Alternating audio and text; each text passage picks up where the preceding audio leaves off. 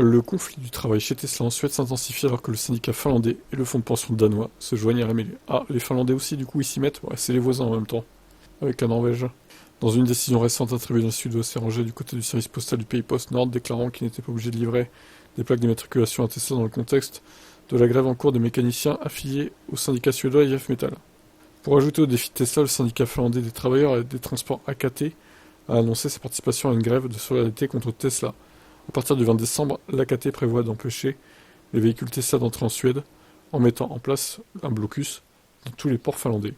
Cette décision, associée à des décisions similaires prises par les dockers en Suède, au Danemark et en Norvège, empêche Tesla d'expédier ses voitures en Suède.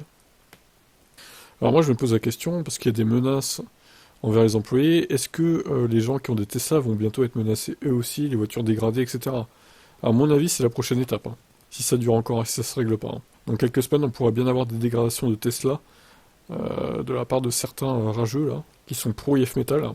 Les pays nordiques ont une forte tradition de conventions collectives sur le marché du travail. La solidarité entre les syndicats est évidente dans leurs efforts conjoints contre le refus de Tesla de signer de tels accords. Malgré l'affirmation de Tesla selon laquelle son personnel bénéficie déjà de conditions avantageuses, les syndicats insistent sur l'importance d'adhérer au modèle du marché du travail nordique.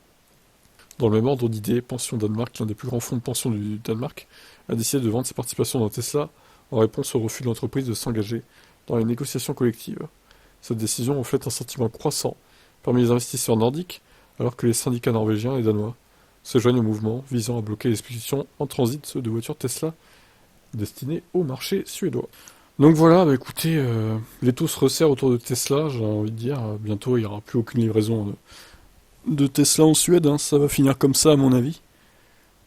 Bon, et je pense qu'à terme, si ça continue et qu'ils refusent de signer quoi que ce soit, bah ils se barreront de la Suède, voire même de tous les pays nordiques au final.